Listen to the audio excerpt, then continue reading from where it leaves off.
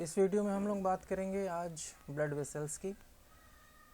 Blood vessels हमारी body में दो प्रकार की होती हैं, आर्टरी और वेन। आइए देखते हैं इसके स्ट्रक्चर के बारे में। In general all blood vessels wall except the capillaries have three coats: tunica intima, tunica media and tunica adventitia और externa। तो कैपिलरी को छोड़कर हमारी सभी ब्लड वेसल्स में तीन कोट पाए जाते हैं, जिसमें से सबसे बाहरी परत जो होती है वो होती है ट्यूनिका एडवेंटिशिया या ट्यूनिका एक्सटर्ना। मिडिल लेयर जो होती है वो है ट्यूनिका मीडिया, और सबसे इनर कोट जो होती है, आंतरिक परत होती है, उसको बोलते हैं ट्यूनिका इंटीमा। जैसा कि इस पिक्चर में आप देख सकते हैं, यहाँ पर एक आर्टरी का पिक्चर दिया हुआ है। इसमें तीनों टाइप के जो लेयर्स हैं उसको बताया गया है, ट्यूनिका एक्सटर्ना, ट्यूनिका मीडिया और ट्यूनिका इंटीमा। एक्सटर्ना को एडवेंटिशिया भी कहते हैं।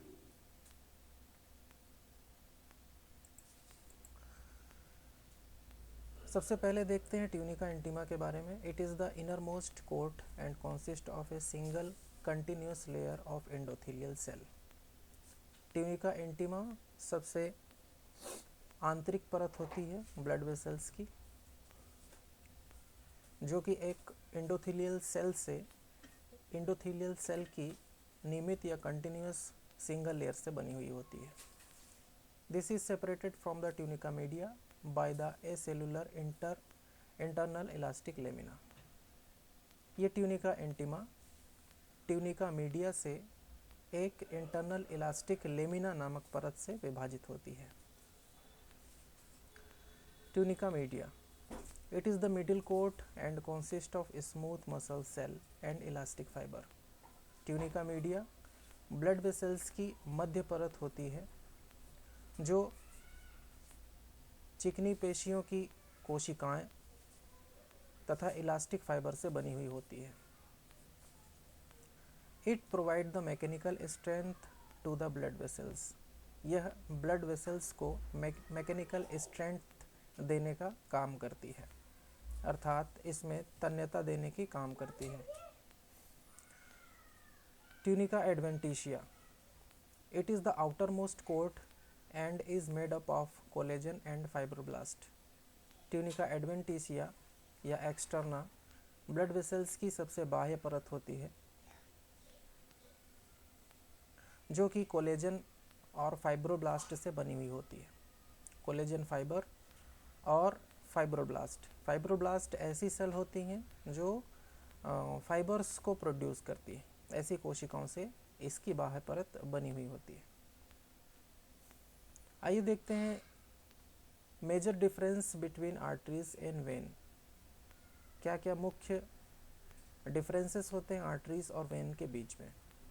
Arteries, they transport the blood away from the heart.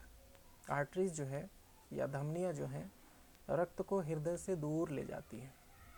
When, they return the blood at low pressure to the heart.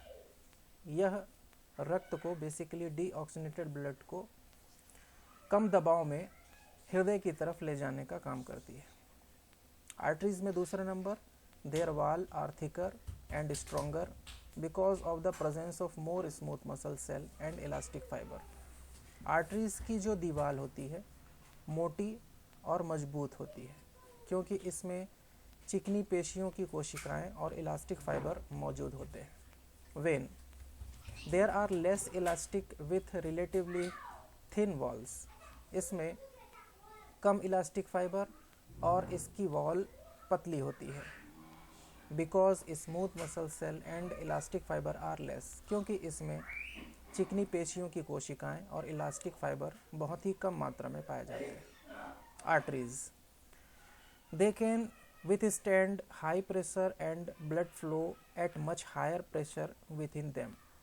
Arteries में रक्त का दबाव बहुत अत्यधिक होता है और तेज होता है। When, these vessels are adapted to withstand low pressure only। When में रक्त का दबाव कम होने के कारण इस वेन का भी दबाव कम होता है। arteries. They retain the circular shape of their lumen when empty.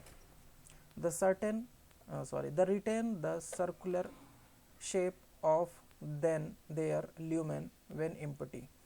जब आर्टरीज खाली होती है, इम्पटी होती है, तब भी यह इसका जो शेप होता है वो सर्कुलर होता है, गोलाकार होता है इसके ल्यूमेन का. When they collapse when empty.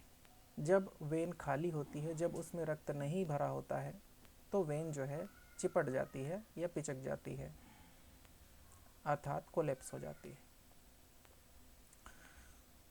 So it is all about the structure of artery and vessels और ब्लड वेसल्स. अगर आपको ये वीडियो कुछ डाउट होगा तो इस वीडियो को बार बार आप रिवाइज करेंगे तो आपको ये क्लियर हो जाएगा.